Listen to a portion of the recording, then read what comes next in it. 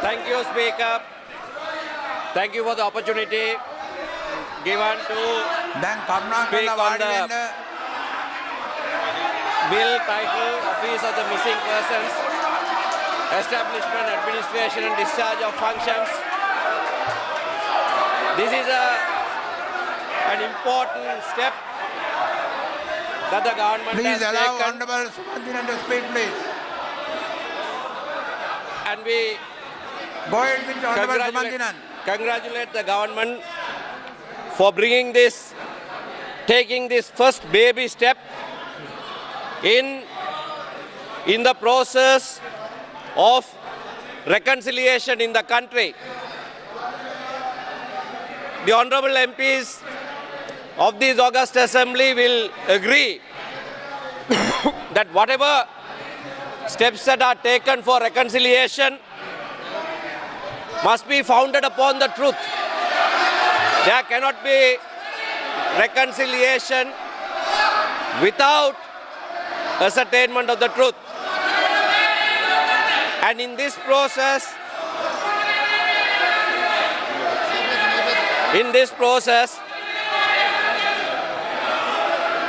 most important issue that this country has faced is the issue of missing persons. Persons who have been made to disappear during the course of a protracted war in this country. Over these last several years, there have been many instances when people just disappeared. White vanning has now entered the dictionary as a verb. Being white vanned is now a common word. To that extent, steps were taken by those in power extrajudicially to deal with anyone who dared to dissent from the country. Today, after a change in their government, a step has been taken only to ascertain the truth, nothing more.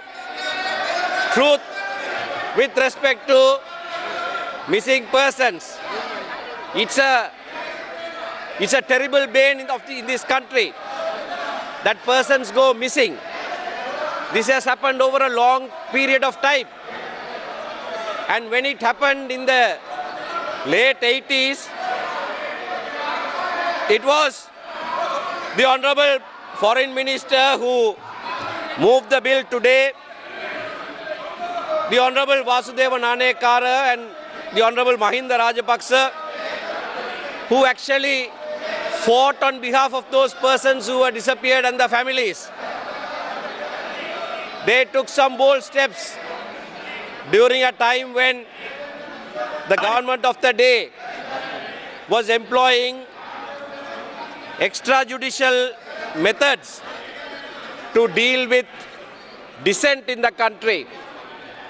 And in that, Honorable Mahinda Rajapaksa gave a great example. He led by example. And what he did has been recorded in the official law reports of this country. And I'd like to read from the Sri Lanka law reports, 1992, second volume, page 223. And this is the case when the Honorable Mahinda Rajapaksa, then also a member of parliament from the Hambantota district, along with his erstwhile friend, Honorable Vasudeva Nanekara, went to report to the UN Working Group on Disappearances, UN Working Group on Enforced Disappearances.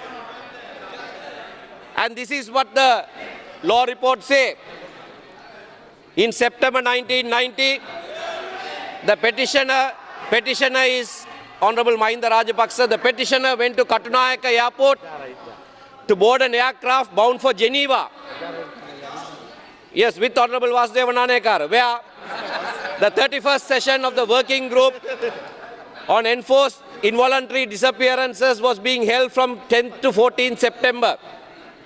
At the airport, the first respondent, Mahinda Rajapaksa, disclosing the fact that he was at the airport, the first respondent, which was Kudaheti, disclosing the fact that he was an assistant superintendent of police, informed the petitioner Mahinda Rajapaksa that he wished to examine his baggage for fabricated documents which were likely to be prejudicial to the interests of the national security and which were likely to promote feelings of hatred or contempt to the government, an offence under Regulation 33 of the Emergency Regulations.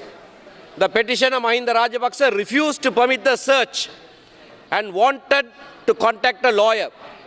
The first respondent did not object to this. The petitioner Mahinda Rajapaksa then spoke on the telephone to Mrs. Sirimavo Bandaranaike, the leader of the opposition, and thereafter threw the bags at the first respondent and asked him to examine them. The first respondent examined the bags and recovered 533 documents containing information about missing persons and 19 pages of photographs, and issued a receipt for them which was countersigned by the petitioner Mahinda Rajapaksa. The petitioner, however, refused to make a statement to the police.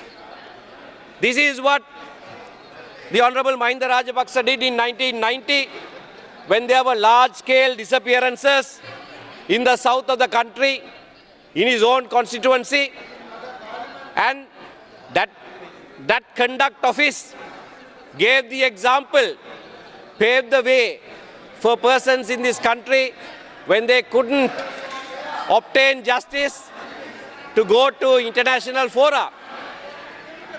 Unfortunately, Honorable Vasudevan Nanekar are now protesting.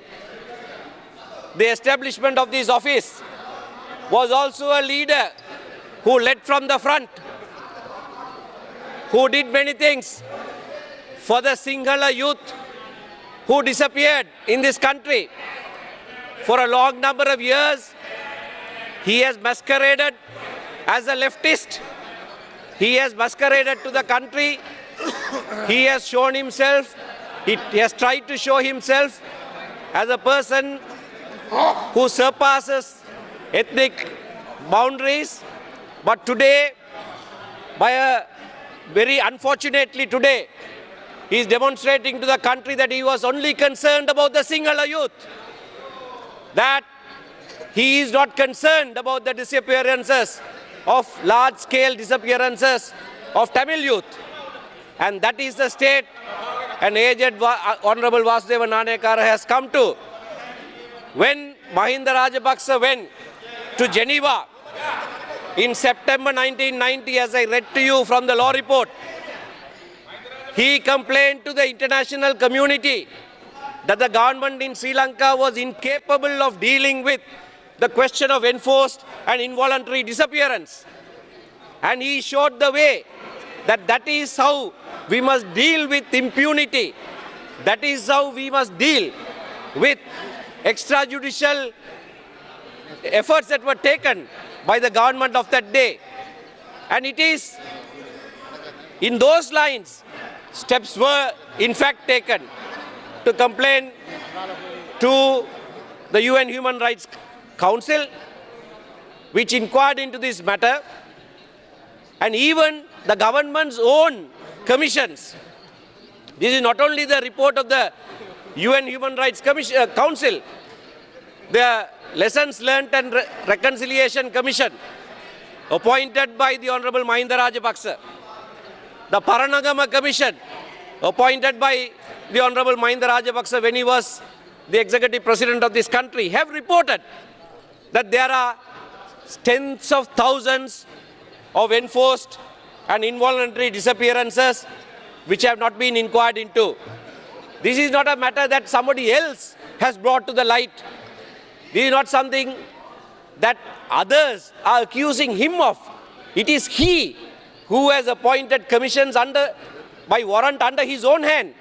And those commission reports have been placed in this house which have revealed that no justice has been meted out to several thousands. If there are tens of thousands of persons who have disappeared, there are hundreds of thousands of dependents of those persons who are to this day looking for their loved one.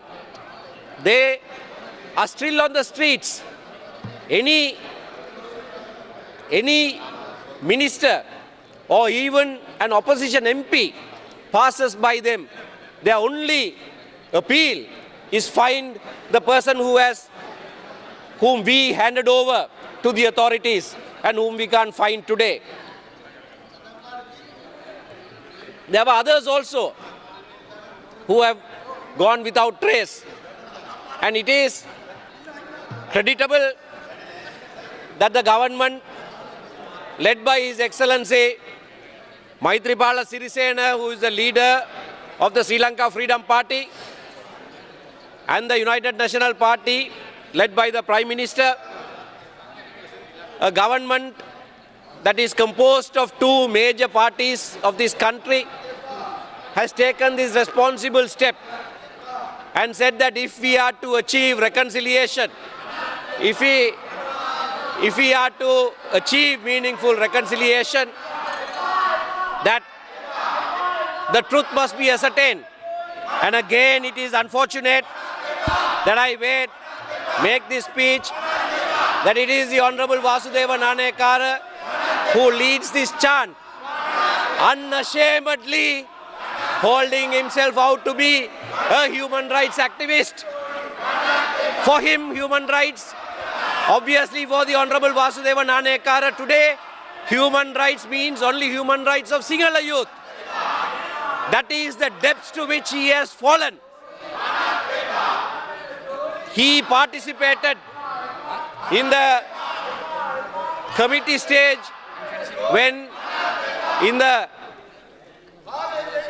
and raised various issues with regard to.